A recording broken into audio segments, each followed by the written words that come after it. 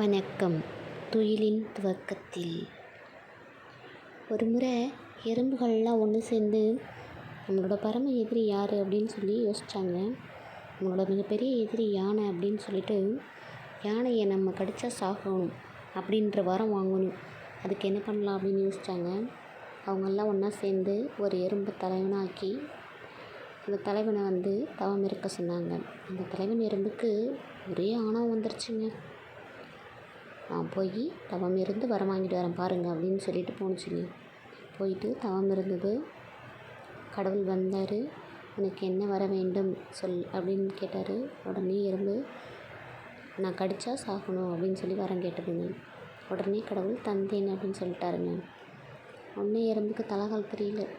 இதை எப்படி சோதனை செஞ்சு பார்க்குறதுன்னு கடவுளே கடிச்சிருச்சு, அதான் வரம் வாங்கிட்டோமே அப்படின்னு. உடனே கடவுள் ஓங்கி கையால் தட்டி விட்டாருங்க. கீழே விழுந்துட்டு ஐயோ அம்மான்னு கதற ஆரம்பிச்சிருச்சு. என்ன கடவுளே, வரம் பழிக்கல, கடைசியில் நானே செத்துருவேன் போல இருக்கே அப்படின்னு சொல்லி கேட்டதுங்க. அது கடவுள் சொன்னார், நீ என்ன வரம் கேட்ட? கடிச்சா சாகணும்னு கேட்ட, அதான் அப்படின்னாருங்க. எறும்பு எப்படி வரம் கேட்டிருக்கணும்?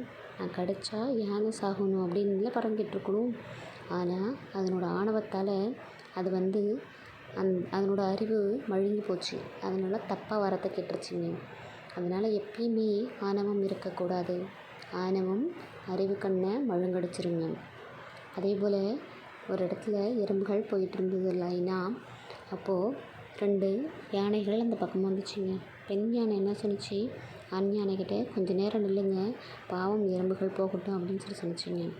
உடனே ஆண் யானை என்ன சொன்னிச்சு, சரி நம்ம வேறு பக்கமாக போகலாம் அப்படின்னு சொல்லி 2 திரும்பி போக ஆரம்பிச்சதுங்க.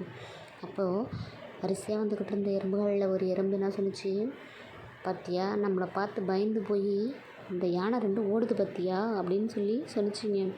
அதுக்கு கூட்டத்தில் இருந்த இன்னொரு எறும்பு என்ன சொன்னிச்சு, பாவம் யானைங்க பொழைச்சி போகட்டும் விட்டுரு அப்படின்னு சொன்னிச்சிங்க.